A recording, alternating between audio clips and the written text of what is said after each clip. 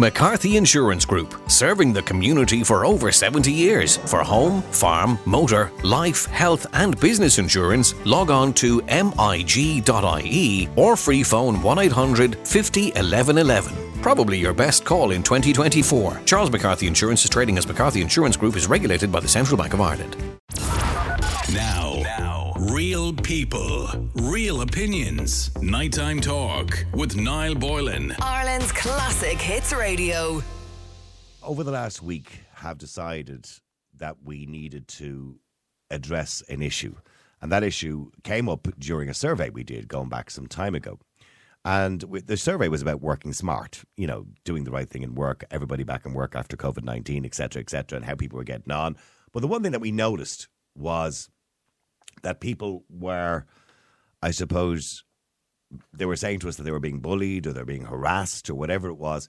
And we decided we needed to talk to experts and give some advice and take some callers on the air as well in relation to that and why people were being bullied in the workplace and what they could do about it and what the steps they could take.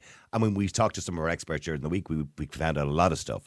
And when we talked to some legal experts, the number one thing she said that people are harassed over is women being pregnant, which is quite shocking. In other words, overlooked for promotion because they're pregnant, being seen as a nuisance because they're pregnant, being seen as an inconvenience because they have a family, etc., etc. They might have a child in school they have to go pick up, all that kind of stuff. The other thing as well that we talked to a healer, and he was telling us about the fact that people can lose their hair, they can lose sleep over it. The number one profession, by the way, we found out from being bullied in the workplace was teachers, surprisingly enough. And then we spoke to a HR expert who talked to one of our callers who had been asked to come in and sign a piece of paper in the office. And she said the one thing you don't do is ever sign a piece of paper. Always take it home, have a good read of it before you sign it. And she also said to take notes. So there's some of the things that we took home for so far this week. Well, I have two more experts in our studio today. Sinead Brady is the founder and lead career and work psychologist at A Career to Love and author of the best-selling non-fiction book Total Reset. With over 20 years of experience, she is a British Psychological Society accredited psychologist who has worked in various sectors, including law, education and industry.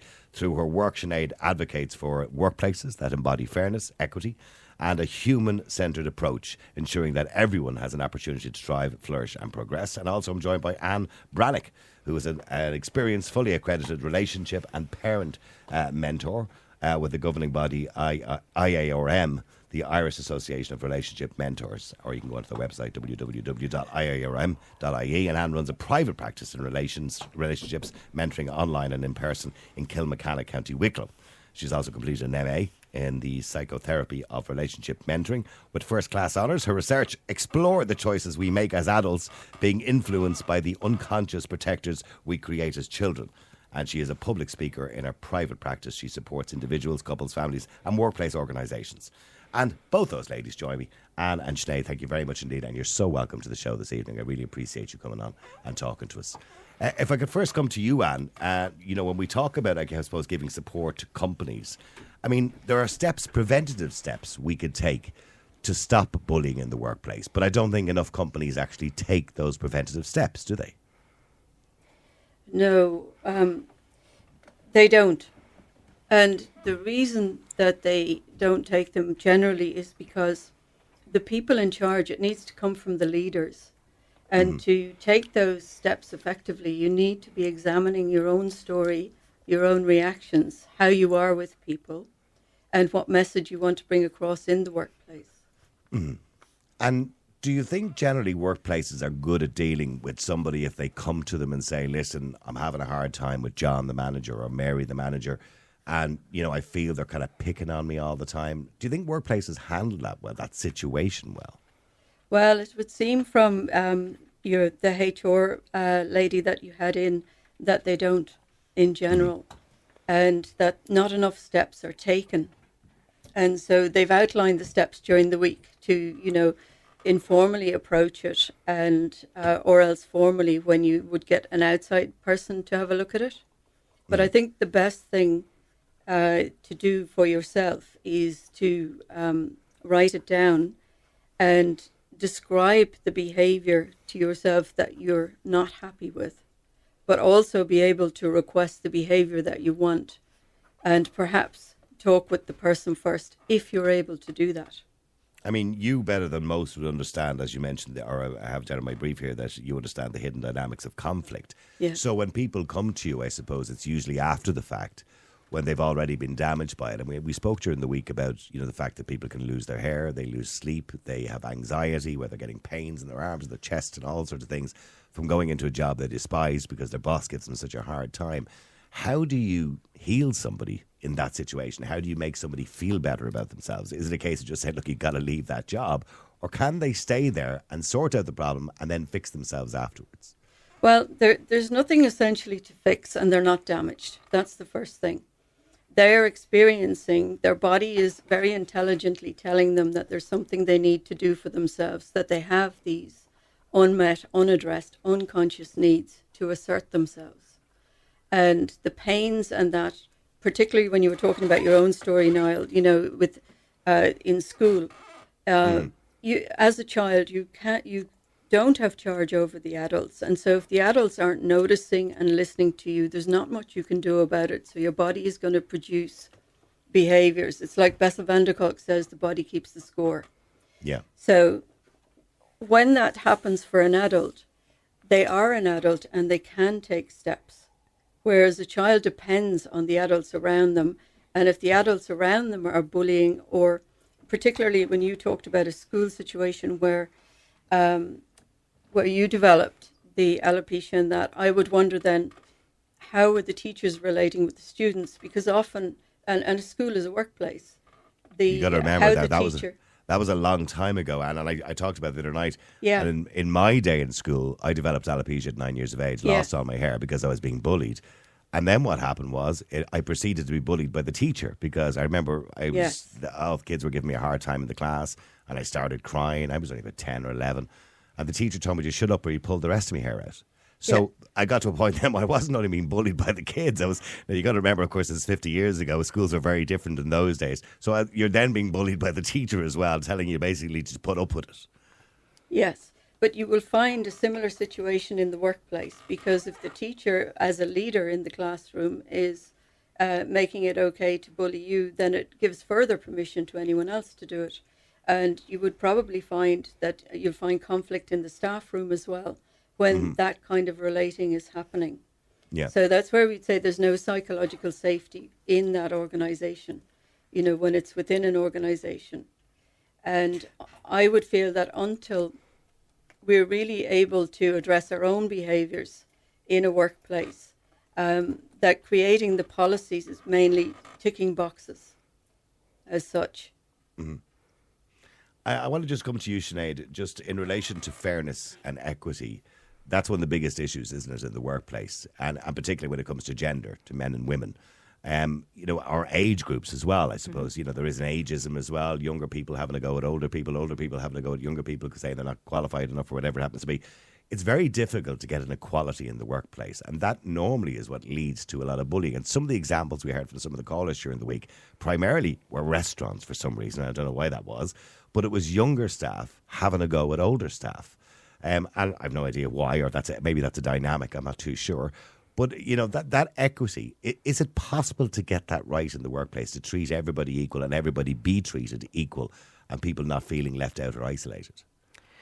I suppose that's a very nuanced question, and any question in relation to human behaviour, human interactions is really nuanced. But I suppose when you're thinking about the workplace, we are the first generation of people in the workplace to work alongside potentially 4 to 5 generations of people, all working side by side. And that's the first time that has happened at scale. So really what we're talking about here is learning to respect other people. And that's somewhat separate to equity and equitable behaviour. So when we learn to respect other people for difference of opinion, difference of view, difference of ability, and see that actually as a value add, rather than seeing, well, they're not as good. That's more of a reflection on the person who is suggesting that somebody isn't good enough for a particular reason. And then the other part is equity. So respect is just a very basic thing that you can give to people. It's about transparency. It's about communication. It's about being kind to people. It's that is the cheapest way to have respect in any organisation, in any workplace. It's actually just to be kind to the other person and to treat them in the way that you would like to be treated yourself. And I suppose that comes back to a bit of a cliche, but, you know, where people work together, where human-centred interaction is actually the focus of a workplace, people thrive, the business thrives. But where people don't respect other people, don't respect their, you know, the different stages that people are at. And we know, yes, there's ageism and there's different things, but that's probably a separate issue just to basic respect. And do you think we all like to think we have respect for each other, but unfortunately we don't. I mean, people have very little respect for other people who may be more skilled than they are.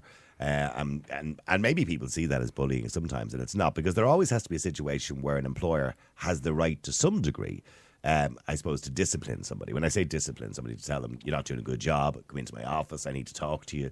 That has to be allowed in the workplace. And there's a fine line between discipline and bullying, isn't there? So I suppose we're talking about performance management, and that's completely separate to behaviour. So performance management is about, you know, this is the job that needs to be done.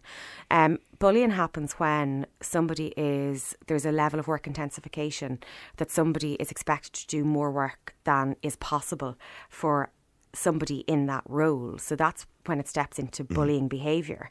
The issue is, you know, people are employed to do a job. Therefore, you have to perform in that job, and you have a right to be treated with dignity and respect in the performance of that role.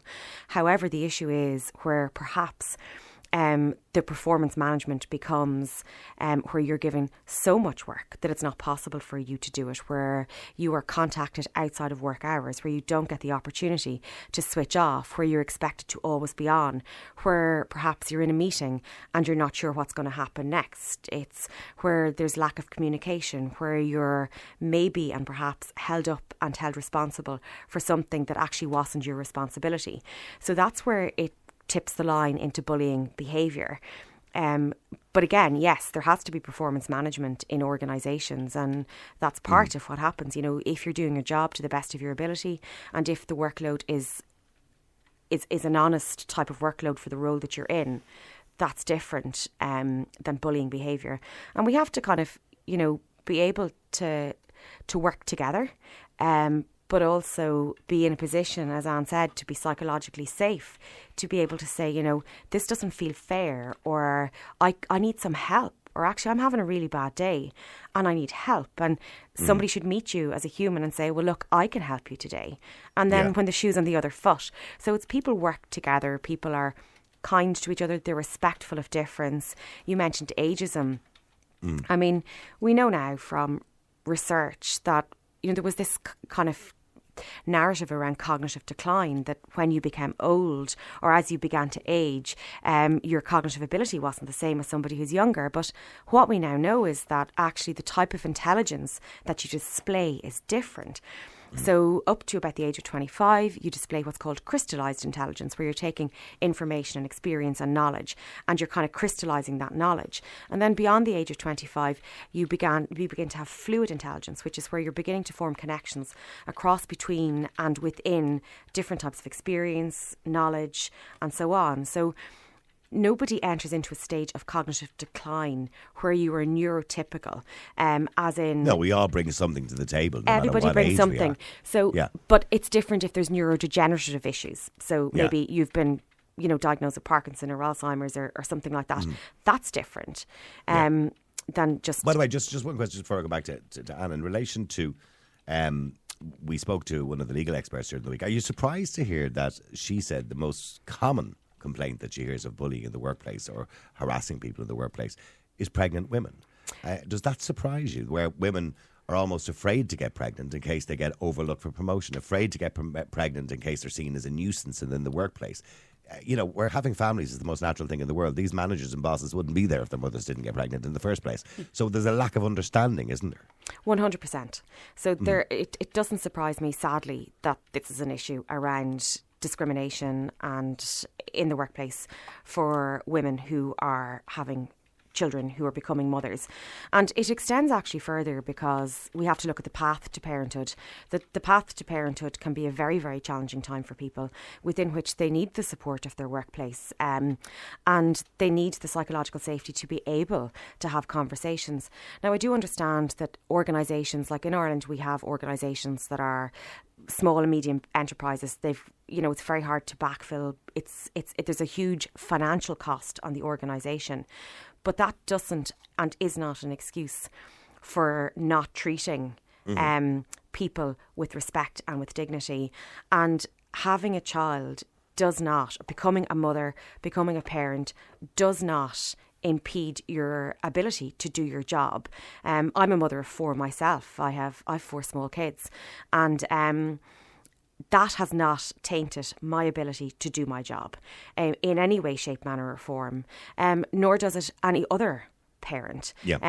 So we have to get to the point where we see people as having different patterns in their work life. I know we have to accept that there's a work-life balance for everybody, and if you're a mother of 4 children, for example, there has to be some level of leniency whereby you need to do certain things, or indeed if you're the father that needs to go home and pick up a kid from school that's sick or whatever it happens to be, that we have to have an understanding that people have families. Absolutely. And that's equally important. And if I just want to come back to you as well, and I know I was mentioned to Jane earlier on there that on February the 8th, Thursday, February the 8th, you have a psychological safety and well-being course that starts around that time, and just I'll give the details of that a little bit later on. But when you talk about psychological safety and well-being, can you prepare yourself psychologically to deal with it? Because I talk to people who say, I love my job, I go in, but I'm terrified that the boss is going to call me into the office. I'm sitting there all day, anxious that I've done something wrong. And one of the girls during the week that came on said she's constantly getting up and down to make cups of coffee, so she's out of sight and she doesn't get seen. That kind of whole psychological thing. Yes. So the person is building a story in their own mind, and the anxiety where we would work, Niall, is that the anxiety is a message to them, for them, about them. And generally it's got legs into the past of perhaps adults in their childhood that they were afraid of, and now it presents in the present with a figure of authority in the workplace. Yeah. And so there's a place they can always go with that is to bring their attention back onto themselves and onto what would work for them here. Okay? Because the respect starts with me and how I respect myself. And so if I'm feeling anxious, the first thing I need to do is to acknowledge it to myself. Okay? If I can't find my head, I need to find my feet on the ground and find my breath, and just sit with myself and let myself know that I am anxious.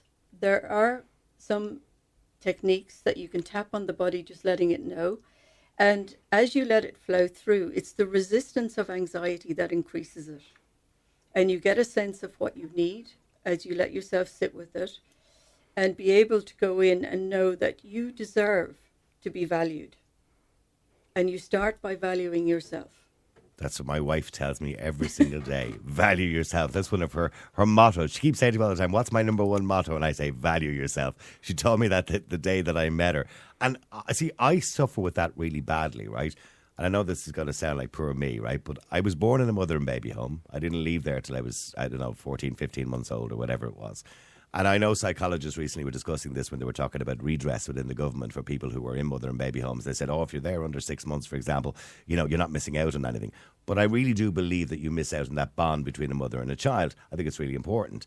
And yes. I then went through a stage where I was bullied and didn't trust adults, as you rightly said. No. My mother was great, by the way. She would march me up and down to Temple Street Hospital to get cortisone injections when I got the alopecia. She was a wonderful woman, right? But in saying that, I developed from that anxiety, insecurity, paranoia, all of those things. So I'm the most insecure, paranoid. You wouldn't think it to listen to me on the radio, but I am an extremely insecure person. And I get what you're saying about that, just checking yourself and saying, okay, calm down. They're not talking about you. They're not all going into the office looking out at you because they're talking about you. They're just looking out. Yeah, when your attention is on somebody else, that's the valuing of yourself is bringing your attention back onto you. And giving yourself the holding that you did not have as that infant, because you're absolutely right. That past can present in the present. That's what we'd call implicit memory. It's hidden memory. And the child absolutely knows that they've no bonding figure when they're born. And research says even in the womb, the child is aware, maybe you would say vibrationally, of what's going on. And not necessarily cognitively, of course, because it's not developed yet. But in that first 6 months is when the attachment is formed. It's formed in the womb and it's formed in the early months. And secure attachment, your secure base is your parent. If you don't have a secure base, your development is the fastest it will ever be in your life in the first 9 months of your when you come into the world. And you're creating then neural pathways of alert, hypervigilance, and so then it's even more essential in that situation, knowing that the anxiety makes sense, there wasn't anyone there, and so now how can I be here for myself? How can I hold myself and give myself what I didn't have? And that is coming into the body, finding your body, and just staying with the anxiety. The anxiety might also be telling you that there's something you're afraid of, so you need to uncover that need. What am I afraid of here? Okay? So in relationship mentors and I've been in that situation where you actually don't know what you're afraid of. It's like, you know, when somebody feels depressed, they wake up in the morning and they feel a bit down. You go, I'm down, but I have no idea why I'm feeling depressed or why I'm feeling a bit down. I have no idea what I'm actually worrying about, but I'm worrying about something. Yes. And sorry, if I could just come back to Sinead in relation to that. You mentioned as well, you know, we all have this opportunity to thrive, to flourish and progress. But realistically, if we're in a job where somebody's giving us a hard time, or a group of people are gossiping and give us a hard time, what they call gangbusting or whatever they call the term for that is, I mean, sometimes you just cannot thrive in a certain job and it's just time to leave, isn't it? Yeah, so I think in Ireland we're particularly good at saying, you know, stick it out. I should be more resilient. I should be more, you know, all of these different things. And it's coming back again to what Anna's saying. It's about listening to yourself and trusting the fact that you're having this feeling and it is a response to something that's happening around you. And, you know, when I'm talking or working with people, I'll always say, you know, is this a functional issue?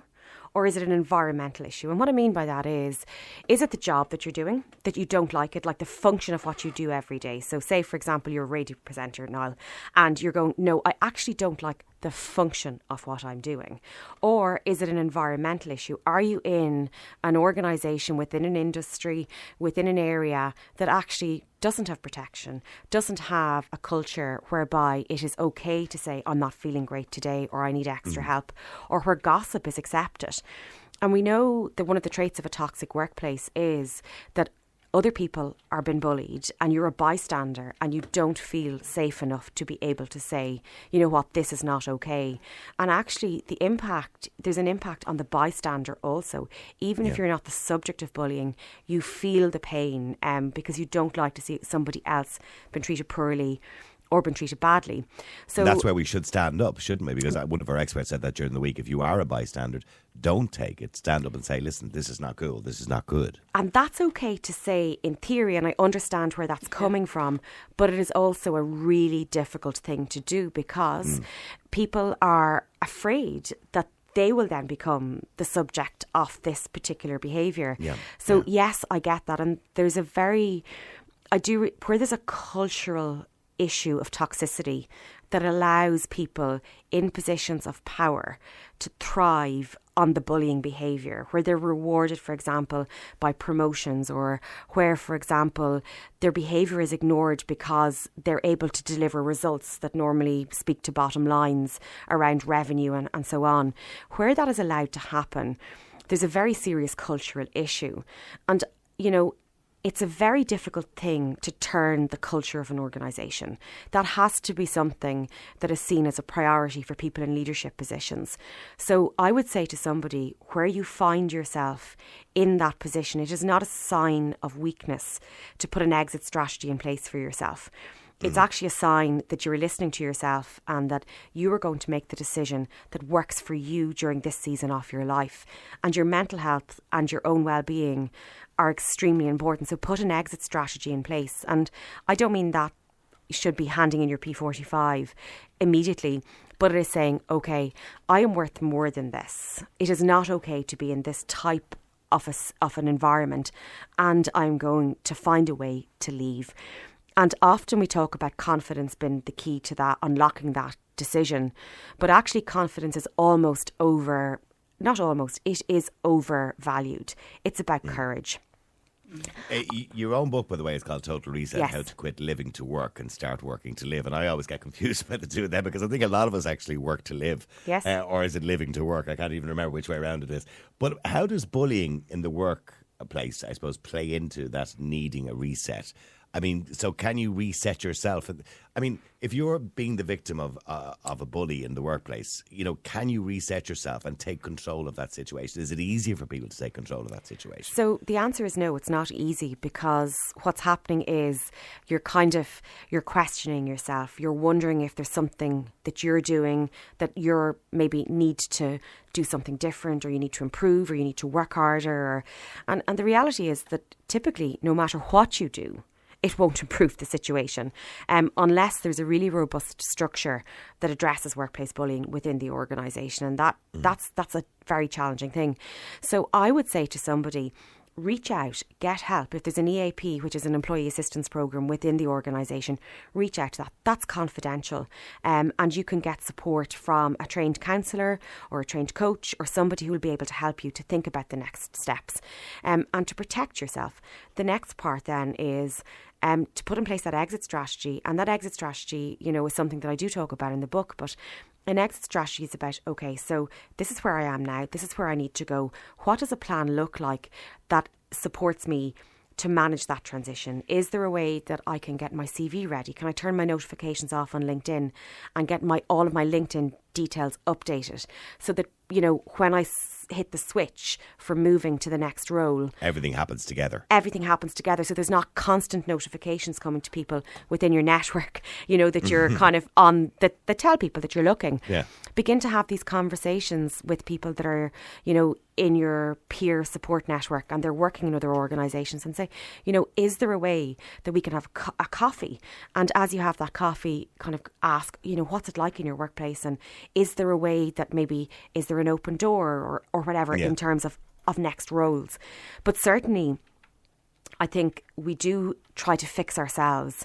And Anne said it at the beginning, if you're been bullied, you're not broken. You don't need to be fixed. It's the issue is outside of you. And it's to have that courage, and it's not confidence, it's courage to say, I deserve more than this, and then to tap into your support circle. And your support circle are the people who make you smile, and the people who make you smile when you're around them, and they give you energy, and they hold you when you are struggling, and they know that you just need maybe your hand held, or you need to be listened to, or you need the support as you are making the decision to transition and exit out of that particular role. Well, you two are making me smile tonight and giving me plenty of energy here. So what I want to do is just take one or two calls as well, and maybe you can help some people here as well. But I want to go to Angela first if I can. Angela, hi. Sorry, you've all been waiting ages there. I do apologise. Angela, hi. Hi, how are you? Now, Angela, you took a case to court. Yeah, I did. Going back now, Jesus, what is it, now 15 years ago? And I'm sorry, I'm going to have to make everybody very quick, so I do apologise in advance, all right? Right, I'll talk as fast as I can. So basically, long story short, I was in a company and I had to go for a day procedure, which turned out to be major surgery when they went in, which meant I needed to take between 6 and 8 weeks off of work. And to say that I was treated like crap when I came back. You know, it was a small office. There was 7 of us in there. One of them was HR. She was even involved. You know, like if they were going out for lunch, they'd email each other if anyone wanted anything in the shop. Meetings to do with the company were, you know, kind of scheduled for my day off so I wouldn't have an opinion. It was just horrible. And then redundancies came up, and I was made redundant, and I was the longest one there. So you're just being excluded from everything. Completely. Mm-hmm. you know, and it came to a thing of like there was a couple of directors of the company, and I had one who was on my side, and he rang me straight away after the redundancy. They told me they drew straws, and that's how my name came out. Wow. And he rang me and told me that was total bullshit. Yeah, of course it was. Yeah. You know, it was. So I took them to court, and I won. Well done. Well done. And by the way, when you won in the court case, did you feel closure then? Did you feel, Yeah. I suppose when we were talking about a few minutes ago to Sinead, did you feel that kind of reset then because your life could start again because you knew you were right, you knew they were wrong in I the way they knew treated I was you? right. Well, yeah, And you the- know the you did. the one moment in the cases, you know, in these tribunals, there's one for the employee, one for the employer, and then there's the middleman. Yeah, the chair. And yeah. at one stage, the chair, and at one stage, when they were, their solicitor was grilling me, he turned around first of all and said, "This is borderline harassment. You need to stop." Well, what he was questioning me about, and then he turned around later on in the case and said, "Okay, there's 4 of you sitting here, and you're all telling lies, so I think you'd want to go out and get straight your stories, because all of you have lied." I mean, that's a shocking story. Thank you very much indeed, Angela, for sharing that with us. But I want to go to Anne just in relation to that. Anne, we spoke the other night to another girl who was a very similar situation. When she spoke up, when she went to HR, their answer was to isolate her or put her on the 3rd floor Yes. on her own. Angela went away and unfortunately ended up having to have a very serious operation, which she spoke to us about before, by the way, and it ended up in a situation where she couldn't have children anymore. And she talked to us about on the air about that before. So, and to treat her the way they did when she came back after what she was obviously going through, which was despicable. Is that a very common thing, to isolate people, to make them feel bad? Yes, and it seems to be more common in women. As one of your HR experts was saying, and Michelle as well, that this kind of psychological unsafety, there's no inclusion, there is no safety to take part, and there's no safety to challenge the status quo that's going on there. It's so sad to listen to that, isn't it? Yeah. When you hear something like that, it really is very sad to listen to. And Especially there are people someone all who over the needs- country like that. She needs to be welcomed when she comes back to work, and to be brought up to date on what's happened. And this was not what was happening, so it's harassment. It is harassment of her. Absolutely. Let me go to Joe if I can. Joe, hi. How are you? Hi, good evening. I must congratulate you there. That's a great topic you have discussed there in the last couple of nights. It's brilliant. Well, I'm And glad you're congratulations. Yeah, congratulations to 2 ladies there too. They made good contributions as well. Well done. Thank you. Okay, Joe. What happened to you? You worked in rehab group where you were a Yeah, manager. we were working the rehab group there for many, many years, and we were doing contract work there for different companies. We were doing it for Irish Sugar, we were doing it for Coca-Cola, we were doing it for Quality Plastics, you know, the pipes, and we were doing that we were doing about 8-hour shifts a day, and we really loved doing it. But the management up there didn't kind of appreciate what we were doing. They were kind of treating us like as if we were some sort of pariahs, you know, and we were getting a lot of abuse from them. Like, you know, they were saying that we're not the kind of people we shouldn't be really seen in public, like they were saying to us. Well, what do they mean you shouldn't be seen in public? What was wrong with you? See, a lot of people had disabilities, right? We all had disabilities. Yeah. And as you know, in this country, people with disabilities have been treated like dog meat for many, many years by society in general. And we were kind of like, you know... What, like you were an embarrassment to the companies, to these companies? Yeah, exactly. We were an embarrassment to the company. But I went to one of the managers one day and I had it over them and I said, "Listen here," I said, we've been working in this organisation now for quite a long time. And we give it our best shot every day. We're coming in all kinds of weathers, you know. And at the time when I was working there too, I had my own problems because my father was very sick. I was looking after him as well, so it wasn't an easy slug, like. But one of them turned around and he said to me, he says, "You've no right to speak to me like that," he says. And he said, you're the kind of people that shouldn't be seen. Like, if you're out Should be in seen public, and not he said, heard, yes, yeah. Or Yeah, heard and not exactly, seen, kind yeah, of. the other way around. Yeah, like the old saying, do as I say, do as I don't, or whatever, that kind of thing, like, yeah, yeah. But it was embarrassing, and I felt very annoyed about it. And I said, I'm sure you did. I said, with respect now, I said, you've no right to speak to me like that.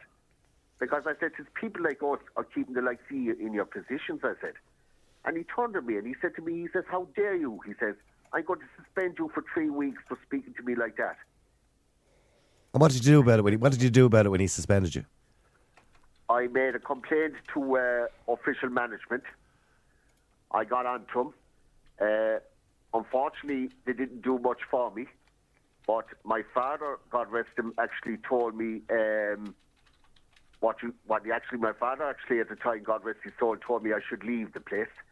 But I said I didn't really want to do that because I've made such great friends with people that it was keeping me occupied every day, like, you know. Yeah. So just because I was questioning their methods, you know, like the way they were treating us, I got suspended for nearly 3 weeks. That's horrendous, Joe. And I'm sorry to cut you all short. I'm really sorry for cutting everybody short. I feel so bad. But Sinead, I just want to come to that because when we talk about equity and equality in the workplace, etc., the one thing I suppose over the years you thought had gone away, this idea that people with disabilities should be, you know, hidden away somewhere. You know, we thought we'd passed that point, but obviously clearly not when it comes to Joe. You know, we don't want you to so these companies that he was working contract work with rehab for didn't want them seen because it was embarrassing for the company just because they had disabilities. That's so sad, isn't it? I'm so sorry to hear Joe's story and Angela's because both of them are in their own way harrowing, and there's abuse of power in both situations. Now, I'm listening to Joe and I'm hearing that he stayed because he had friends and there was a social connection and so on, but nobody should be exposed to that kind of behaviour, to an abuse of power, to robust bullying behaviour, and then punitively dealt with because they raised an issue that is absolutely wrong.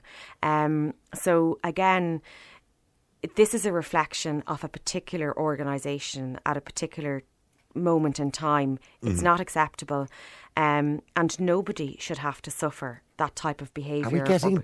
Are we getting better? So I don't know whether either one of you want to answer this question. Are we getting better at accommodating people with disabilities in Ireland? Because the one thing I've noticed in Ireland, particularly in Ireland, is we don't accommodate people with disabilities very well. When I'm in America, for example, on holidays, you see people working in all sorts of different places, in Walmart, everywhere. I saw a guy in a wheelchair collecting the trolleys out of the car park, for example. You know, They really do accommodate people with disabilities in all sorts of ways. They actually almost encourage it.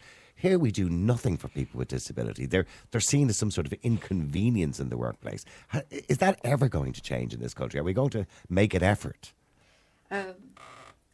I would see that there are some efforts being made, Niall, and even in Dunleary, a whole cafe is opened up that's been run by people that we're calling differently abled, as opposed to disability, because each person brings what they bring to the workplace, and so they would have staff of varying abilities, and they run the whole thing.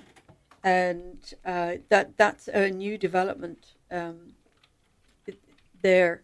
And bodies like, I don't know if you can mention bodies like As I Am, and that are working towards having people come more and more into the workplace. But I don't think it's very fast in any way.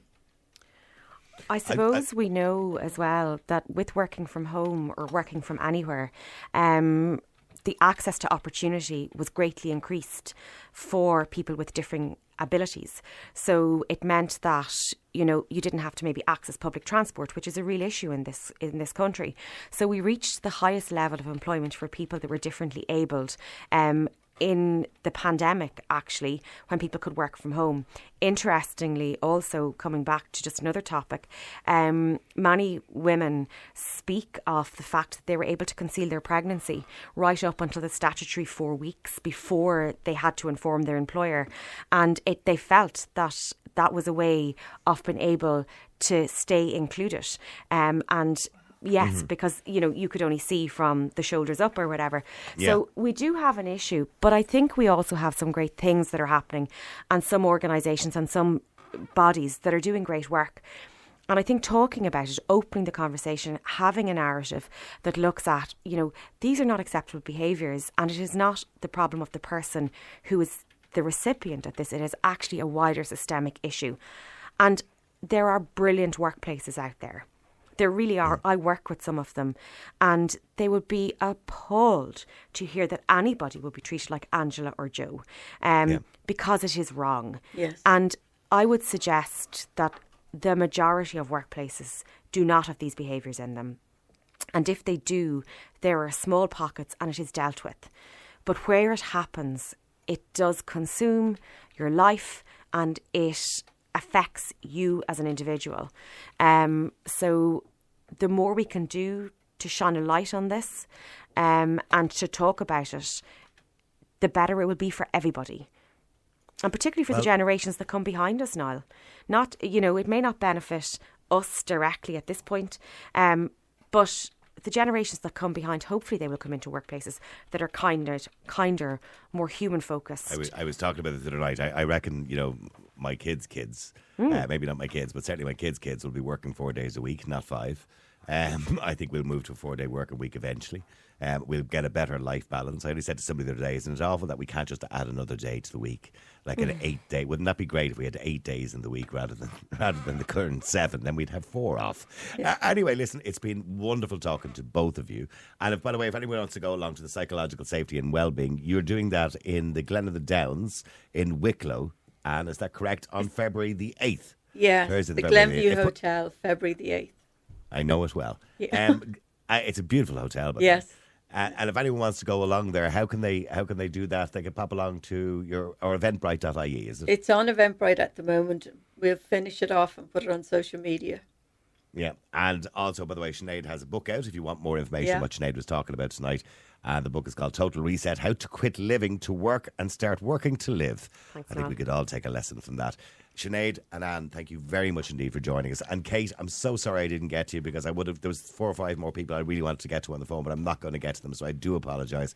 And to all those people who wanted to come on the air and get some advice, but I hope you've taken something from the advice that has been given from Anne and Sinead tonight and all other contributors during the week. And I hope you got some really good advice. If you are in the workplace and you are being bullied at the moment, don't accept it. Reset yourself, as Sinead said. Heal yourself, as Anne talked about, and touching yourself and making sure you understand the value of your own importance, because that's really what's important, is you. You are the one that's important. And we'll talk a little bit about it after the break. But listen, thank you very much indeed, ladies, and I appreciate you coming in and talking to us this evening. Thanks, Noel. Thank you, Noel. Now, real people, real opinions. Nighttime Talk with Niall Boylan. Ireland's classic hits radio.